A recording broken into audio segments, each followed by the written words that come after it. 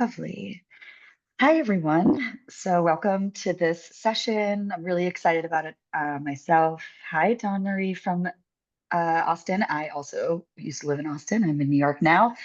My name is Lindsay Livingston. I'm on the board of AKA, and I am so excited to introduce and please join me in welcoming Zoe Hansen-DiBello. She's the founder and CEO of Adoptee Identity.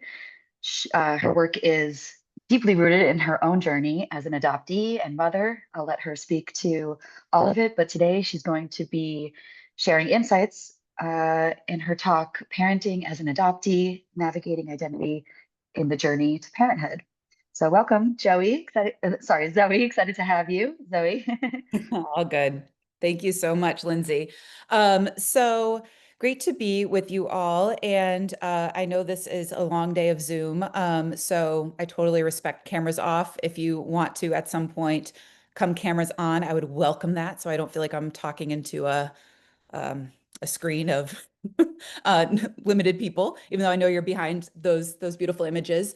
There is going to be a number of times where I really would love this to be a dialogue. I feel like the research and the thinking around talking about parents who are adoptees and their journey as they navigate becoming moms in particular is something that is emerging and pioneering. And so I really want this to, I'm going to share some of my work and thinking around this topic, but I also really welcome you to be collaborators and thinkers along this journey. I was a little bit about me before I start sharing the slide deck. I was adopted when I was 11 days old. I was born in Ithaca, upstate New York. My mom was approaching her 40th birthday and desperately wanted to become a mom and was connected to me. 3 years after I was adopted, I was in Providence, Rhode Island, and my mom met my other mom, Gigi, when I was 3.5. And when I was 6, Gigi used a donor to have my little sister, Francesca, and they were the first queer same-sex parents in the state of Rhode Island to cross-adopt each other's children. So this was far before gay marriage was a thing. And so much of, I say that because I feel like a lot of my adoption story leading into when I became a mom was really celebrated, as I'm sure that is a common narrative across adoptees, that there's not a lot of room for the both and of space to grieve the loss that adoption requires. And in my particular family's case, the reason I share the background is I feel like there was a lot of things we were pioneering. We were pioneering, gay two moms being two moms. We were pioneering how that family unit came together. And I grew up and still continue because it's a both and very proud of that. And when I became a mom, things got complicated and curiosity spiked in ways in which was unanticipated and in ways that caused me to really reflect and lean in to what this parenting journey was all about and what it meant specifically for adoptees becoming moms. So, or parents in general. So without further ado, I will share my screen and hopefully technology is on our side. Let's see. Boop. All right. Do you see my screen? I'm gonna Great. All Yes. right. So that's a little bit about me, like as an individual. I am the CEO and founder of Adoptee Identity. Adoptee Identity is a startup, and we are launching the first kind of well-being platform, digital platform for adoptees and adoptive parents and the village. It's also healthcare provider facing. So you'll see, really, in my thinking, I'm kind of obsessed with how we think about issues of adoption and identity 18 plus. I think a lot of times that the space, and rightfully so, is in child welfare and is looking at adoption as something that happens in childhood. I'm really interested in how systems rise to the occasion to better serve adoptees and better understand the well-being journey, mental health journey, physical health journey of adoptees across our lifetime. And so this particular presentation workshop is looking at when we become parents. So we all know these, well, I shouldn't say we all know, but I think everyone on this call knows the NIH statistics around risk for attempting suicide for adopted individuals and also the 2 times greater risk for substance use for adoptees. I did not know this prior to becoming a mom. And so 9 years ago, I learned these statistics and it blew my mind. I was really struck at the fact that adoptees by a generally small population was overrepresented across mental health services and literally kind of crying out for help across a lifetime. And there was very little systematically being done to serve and better understand how to serve adoptees. So I wanted to, these data points are from NIH. There's new data, of course, that is coming up and being published. I'm sure some of you are familiar with Winston-Salem's research. Dr. Lynn Zubov, who is claiming, through her research, it's indicating that adoptees are 35 times more likely for attempting suicide. And then, of course, for first moms, birth moms, even higher than that, 37 times more likely. So this is really like what is grounding me and angering me and motivating me towards advancing this conversation. So becoming a parent is a game changer, like across the board for any parent. Becoming a parent is a game changer. I feel like in particular for healthcare providers, we're not looking at the intersection of adoptees and mental health and becoming parents and what that can look like. There was a research article that just came out from Australia that it's a policy and practice paper. It was published in October 2025, so last month. And it looked at understanding the experiences of parents who were adopted as children. It's a first that I've ever really seen speaking to this very topic. And of course, I was really excited because I was like, oh, that's exactly what I'll be talking about in just a few weeks. And they came to three conclusions. And I'm going to paraphrase here, but essentially, adult adoptees may experience unique challenges and need specific supports when they become parents. Second, that parenting and the parenting experience for adoptees is mixed, that some find it really beneficial and rewarding and even closer to their roots, and some experience challenges. And then, of course, people are experiencing both simultaneously because multiple truths can be held at the same time. And then thirdly, that existing research on this topic is really limited and more is needed. So that's really encouraging. Australia and the UK seem to have research that is plowing ahead that we should all be kind of looking towards in the issues of adoption and adoptee well-being across a lifetime. So I like to always begin with the acknowledgement, and again, not new to anyone here, that of course, separation from a biological mother is a trauma, right? That's and I think across the board people are still grappling with that truth, and I think we just need to start there. Adoption itself, I think, can be nuanced and have definitely have elements of beautifulness and love, as my story did. And it started with a profound loss and a grieving that I did not reckon with until I became a mom.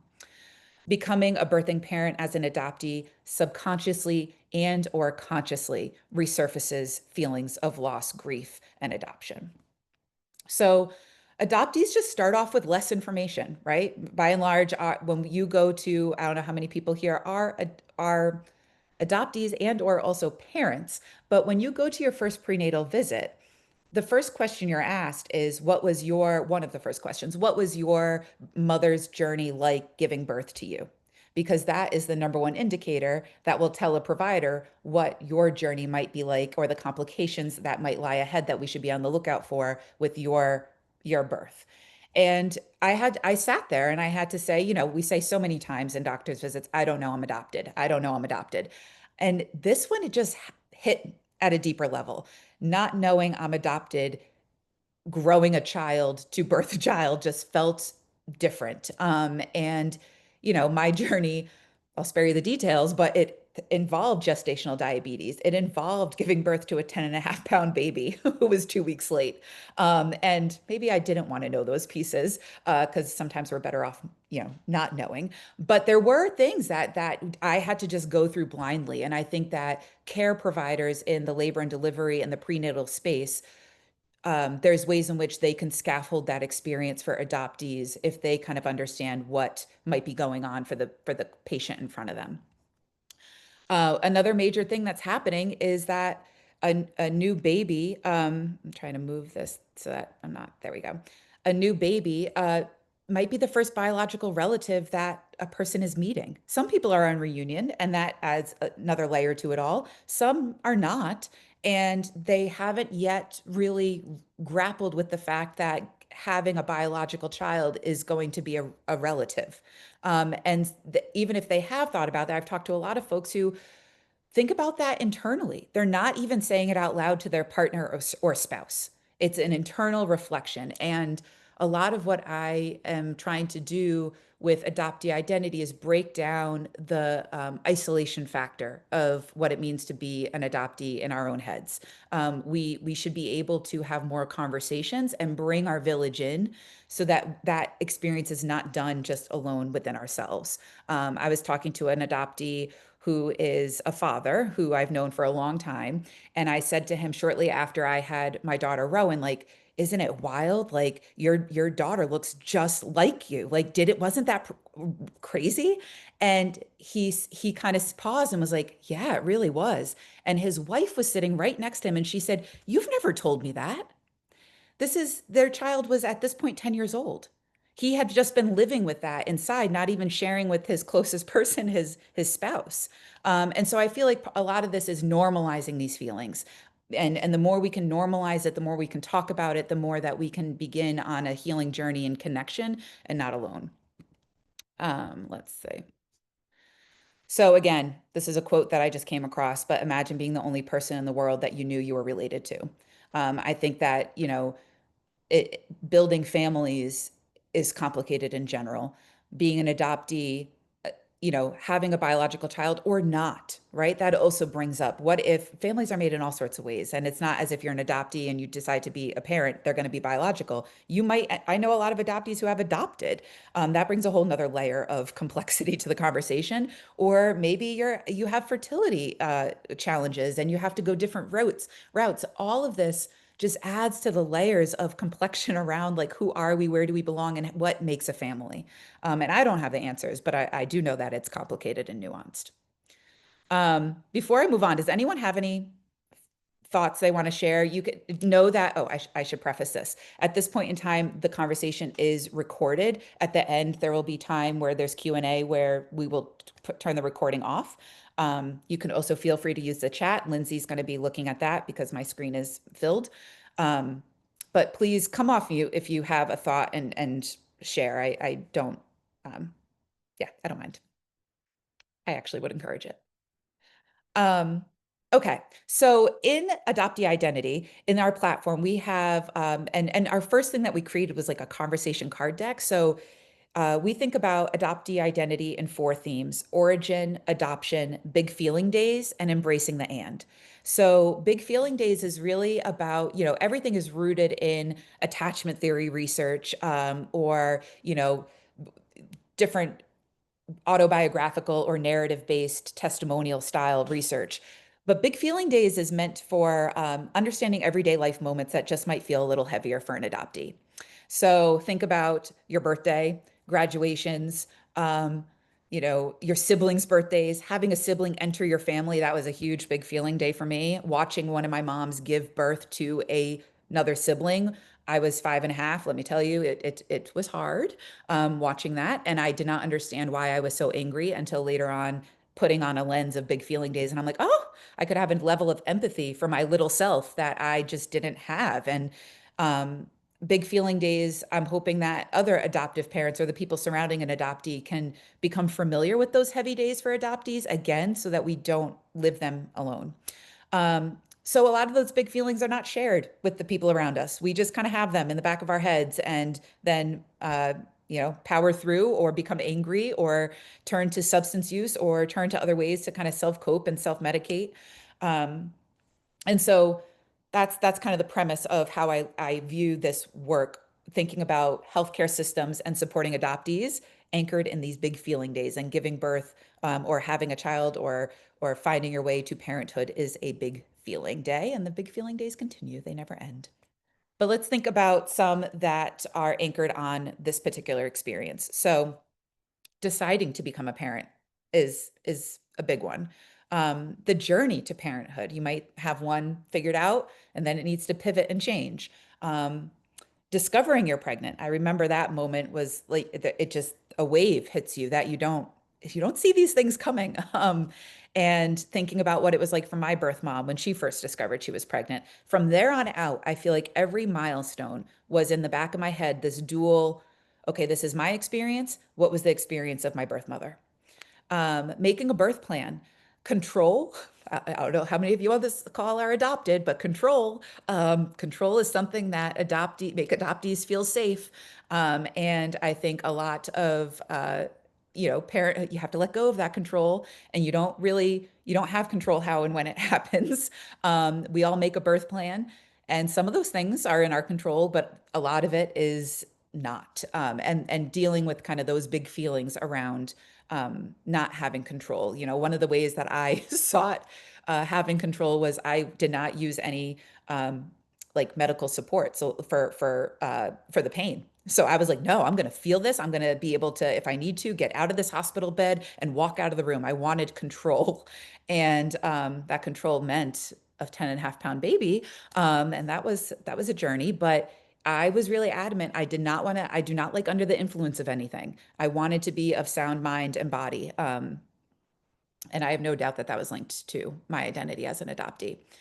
Thinking about labor and delivery, who's in that room, who's on this journey with you. Vulnerability, another thing that I find is a trend around my adopted people that I talk to. Being vulnerable is hard. And there's nothing more vulnerable than having a baby in front of a whole bunch of people. You have to kind of submit, and that is really difficult. So the more that care teams, midwives, OBGYN folks, prenatal folks, your family understands you in the context of your delivery journey, but also in the context of you being an adoptee, I think the better they can see you in your wholeness and support you. Postpartum well-being and breastfeeding. I've talked to several lactation consultants who have had several adoptees within their services, and there have been just kind of a through line of various complications around breastfeeding and postpartum well-being, as I think some of those big feelings come up. Um, I I did not have those challenges, but what I did have again was that mindset of, I hadn't thought before about my birth mom going home with no baby and her body still responding as if she just had a baby. So your milk comes in. Like that doesn't just stop. It's not like, oh yeah, okay, I gave that placed that baby for adoption. Body get into, get with the program. Her body still had to recover. She had to recover from a C-section. She had, probably had her milk come in. And every moment again that I'm experiencing it as a mother, I'm also thinking about my birth mother's journey, but doing it without a child. I also remember, a few hours after Rowan was born, someone was holding her, she was crying, and I had this really primal instinct of, give me back my child. My child is the only one. She knows me, she doesn't know you. And I had never, like, those kind of thoughts and feelings. I mean, you are never like, your hormones are supercharged. And again, I didn't anticipate the connection to being adopted being intermingled with those supercharged feelings. And I could see how without a support system that can just be jarring, and also um yeah, just a lot. um as Rowan got older, Rowan's my daughter's name, those milestone moments, right? Again, every milestone, what your birth family missed out on, right? You're thinking about yourself, you're thinking about your little self, you're having empathy for yourself through a different lens, and you're also experiencing parenthood, and you're reckoning with the ways in which your birth family didn't get to experience those milestones with you, while also feeling really grateful that your family did, while also feeling like it's layered. Um, and of course, now that Rowan is, she's going to be turning 9 on the winter solstice, she's understanding her identity as the child of an adoptee. And she's reckoning with, okay, Grandma G's Italian, but we're not we're Scandinavian and Irish. This is interesting. So another, you birthed me, but a different mother birthed you, but then so she's having this whole lived reality, and because we talk a lot in our family, in part because I was raised by two moms, so that's just like, I was raised to talk and digest information constantly. um But Rowan's really with me in this journey. She's experiencing my awakening and understanding as I move through life milestones of parenthood and just life being an adopted person. And she's having this almost like second wave of being the child of an adoptee, which I think would also be a fascinating place for research. So again, some of those big feeling thoughts, right? Well, where was my birth mother when she found out she was pregnant? I don't know my family history or what to expect. Did my birth mother plan to hold me after I was born? What was her birth plan? How did my birth mother say goodbye? Um, Milk coming in, there was no baby. Uh, am I going to be a good enough mom if my birth mom didn't feel she could parent? Right? These are all my birth parents missed all these moments, right? These are layered. And again, everyone I talk to who's in this field, who's a social worker, goes, I've never thought of this. One, we don't ask, are you adopted? Which is a big push that I'm doing. Like, we need to check that box. But then once we ask, we actually haven't prepared anyone with how to hold space or what to be on the lookout for. So Snooki, she's fascinating to me. I love following kind of like how people are grappling with like their identity as adoptees. And Snooki from the Jersey Shore has really put her story out there in a way that this is a quote, and so she has talked about it. So I feel that I can also use this example. But I really feel for her. You see in this quote her kind of go in different directions of my birth parents had other siblings, they couldn't afford me. Okay, that's deep. I can't imagine that because I have two kids, putting a child up for adoption to give them a better life. Okay, now you're grappling with, I can't imagine doing that, but my birth parents did. Then that's so amazing. That shows how much they love me. Comes back to like her birth story of like just trying to find peace within it. And then she comes back to, but I could never do that. And that to me, this is just so real. This is the turning. All these things are valid. None of these things are like not valid feelings. They happen in simultaneous waves. Um, and I think she states it beautifully, that all these multiple truths are true for her at the same time. So I talked about normalizing and creative space. Well, first of all, okay, let me pause. Any thoughts, comments? I can't see all of you. I'm sharing my screen, but just come off mute if you're doing something. There's just a lot of validation from people all around that this is, something we've been feeling and thinking about since becoming parents as adoptees, all around. Lots of great comments. Okay, good. Glad this is hitting home. Um, Normalizing and creating space. So I've done this training. There's a program a pilot program in Rhode Island called the Compass Plus program, and they are doing research with Brown University and Women and Infants Hospital, and they're doing kind of wraparound care, prenatal to postpartum. And so I started to think about a training for their frontline providers on what it would look like to help prepare in this pilot to add a question, are you an adoptee? And then to add some training around how to support that person giving birth, because they're thinking about all these identity driven care is a trend. Looking at the whole person in healthcare is a trend. Adoptees have not yet found themselves in that conversation, and I think that is a huge miss. So big feeling days, creating space. So kind of breaking down what those big feeling days could be, and then tips around how to engage. And this is where I would love, like, put in the chat, reach out to me later if you have thoughts later on. This is completely in co-creation, and I want it to be as inclusive as possible for how, I believe that the lived experience should drive the best practice, right? So how do we as adoptees think about how our healthcare providers could better serve us as we go through this journey? So thinking about initial feelings, um, encouraging us always to be in community with other adoptees, even asking. I think that part of the vulnerability and the control stuff that can come up is, for me at least, and in folks that I've spoken with, the door, it's easier to grant myself permission to have the big feeling if someone else opened the door for it. So if someone said, if someone had said to me, having a baby as an adoptee can be a big thing. How are you feeling about that? Do you know any other adoptees who have who have been in this space before? Like, that would have allowed me to say out loud, Yeah, it is kind of a big thing. And no, where can I go? I wouldn't have taken that on myself. I'm a person, and I've talked to folks, the door opening or putting a prompt is just a much less, it's not as high stakes. Um, so again, asking towards the end of a visit, directly about how it feels, how this all feels connected to being an adoptee, that normalizing that big feelings are totally normal. It's actually normal if you're not having big feelings, and it's normal if you are, right? This is all a spectrum, and we come to it in different ways. I've spoken to plenty of adoptees who are like, I never think about adoption. And I go, great. Like that's where you are in this journey, or you love adoption. I make space for that. I also know that like my spectrum, I've come a long way, full circle of that used to be me, 10 years ago, and you asked me today, and I say it's really complicated.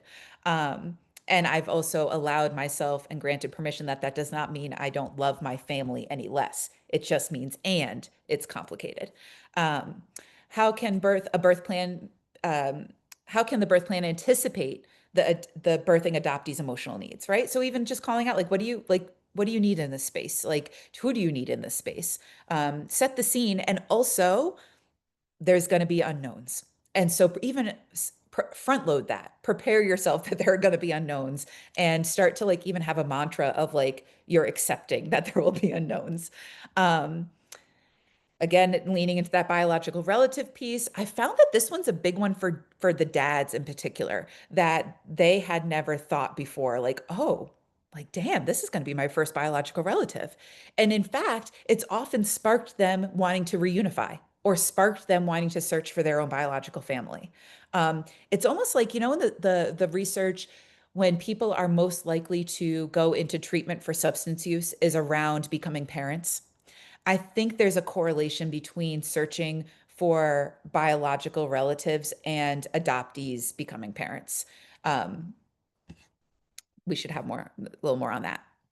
Uh, yep, and again, just reassurance that this is normal, encouraging of finding other groups. Embracing the identity-driven care piece. So again, this is like peak time. The Australian research study affirmed this for me. I was like, oh, such validation that this does evoke a lot of big feelings. Um, Electronic health records, Epic systems now has a box to check that the person is adopted. So when they ask you about family medical history, my healthcare provider uses Epic systems, and I said, "Hey, do you have a box you can check?" And they looked and they said, "Oh my gosh, sure enough, I do." And I said, "Well, can you check it?" And then I took a picture of it. And that they had never used it before. They didn't even know it was there. So part of this is a push to use what is there and training the professionals to like check that box.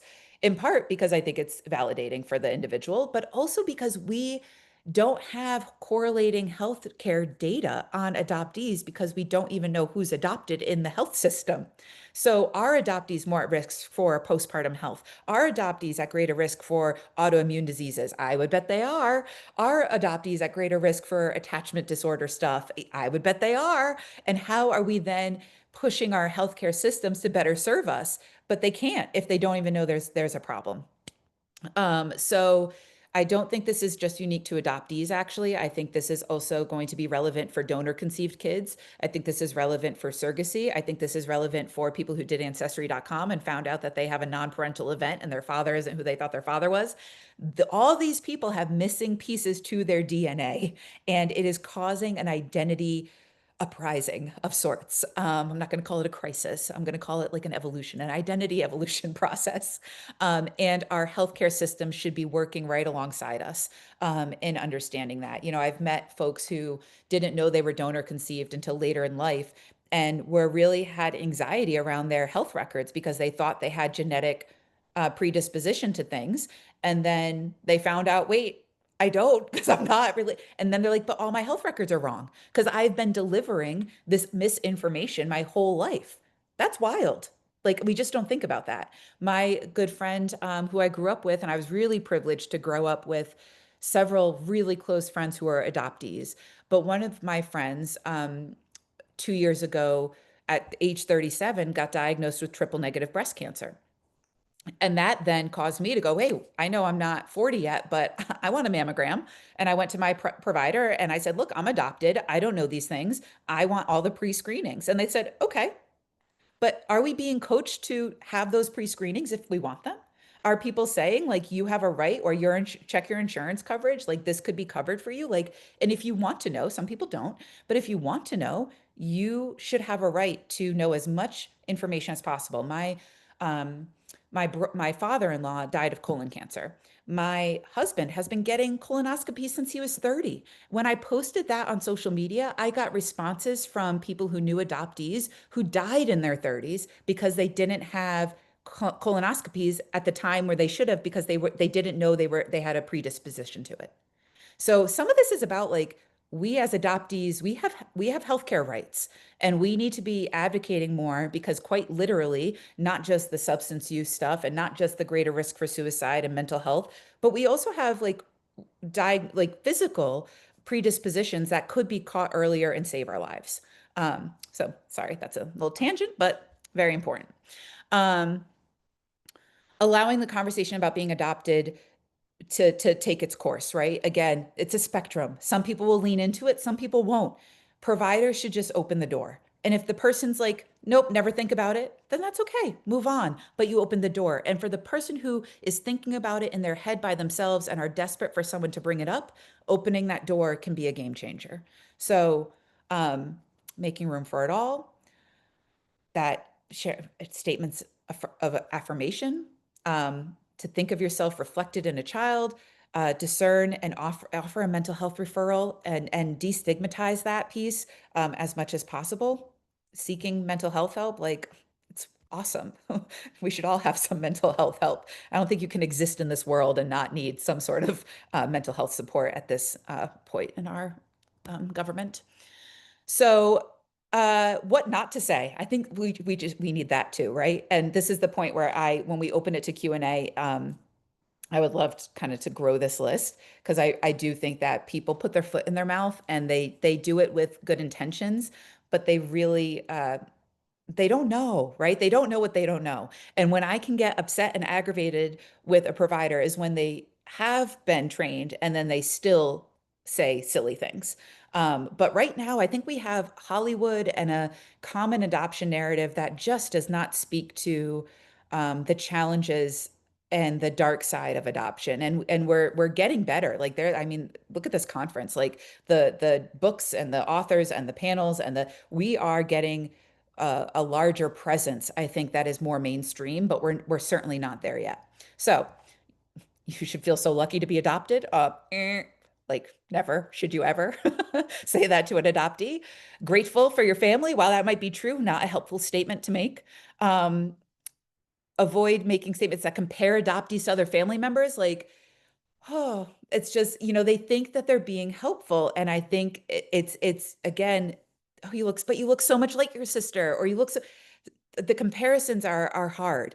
Um, and it took me a long time I used to be annoyed and angry when my Italian family would lean so much into who looks like the great grandfather and who has this trait. And having my own child actually taught me how beautiful that is and why it angered me when they were saying it. And I don't hold, and again, this is all personal. So like everybody has their own story and their own. So what I'm sharing is by no means meant to be an answer for anyone else to feel is appropriate for them. But for me, I'm no longer triggered the same way when I hear them say those things because I have come, it is beautiful that they look like each other.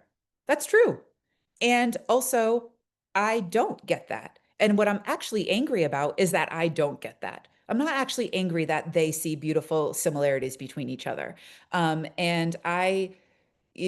so it's just, I think what I'm doing is opening their eyes to, it's hard for me when you say that because this, like, and welcome them in, welcome into my reality as an adoptee that it's hard that I don't get to have that. Right. Whereas I think they don't even see me as adopted. They would just say, oh, but you're just part of the family. But that adopted person always knows they're adopted. Whereas the rest of the family kind of just comes in and wants and has good intention to just welcome you into that fold. So anyways, I've grown in that. I'm not as angry when I hear it, although it still is triggering. Um, Follow the adoptee's lead. When an adoptee tells you something about their lived truth, just believe it. You don't need to argue it. You don't need to say, oh, but what from this? Just that's their truth. Let them hold space in that moment, and um, just meeting people where they're at, I think is really important. This quote really spoke to me, and I has made other people cry in trainings who are not adopted because they had never really thought of it in through this lens of don't tell us we're lucky, tell us it's okay that we're sad, tell us that missing people we don't know is okay, and that loving two moms is safe to say out loud. For me, it would be three. Tell us that home can be a place where we start and a place where we end up. I thought this was beautiful because I also am always trying to lean into you know, we look to the past, we looked and we should grapple with our anger, our frustrations, our stuff around the loss of that we had of separation from our biological parents. And you co-create your lived reality every day. At some point too, for your own health and well-being, finding the power you have to choose the people around you, to build strong connections, to create a family for yourself. Both those things are tugs and pulls. Um, and I've gone through a lot of adoptee support groups on social media and in person, and it's hard when the living in the negative space of the anger, whereas like I feel like moving to a place of like it's okay to be sad, it's okay to feel these things, and we can co-create something together. We can find community in our adoption support groups. We can find community in the family that we create. Having a child, becoming a parent by any means, is powerful for an adoptee because you get to start traditions that are yours. You get to, if your family that raised you was positive, borrow from there. If not, okay. And you create, whether it's even with you and your dog or you and your whatever it is, you can co-create a lived reality every day that gives you peace. And that is what I hope. I mean, adoption is so hard and so, you know, the industry of adoption is so ugly. But how do we as adoptees exist in our realities and find a sense of belonging in our own bodies and in our own circles? And then I just offer some resources. This is so not extensive. This is just some that like, I don't know, inform where I go to that I found real like spoke to me. You all know the list. The list like adoption knowledge affiliates, like everyone has a really much more exhaustive list, but these have been in recent times like um I think have just been excellent. Podcasts, local groups, workbooks, journals, TV shows. I try to lean into all the ways you absorb the conversations. If you guys haven't, I'm just going to call out one. If you have not seen Little Bird, I mean, don't do if it's stuff like that is really triggering for you, like totally trigger warning on it. But it's so beautiful. It speaks to motherhood and nuances of this stuff that it's a PBS special. Um, and then yeah, want to have some conversation. That was a lot of talking. So I'm going to stop my screen share so I can see you all. And yeah, if we want to stop recording at this point and just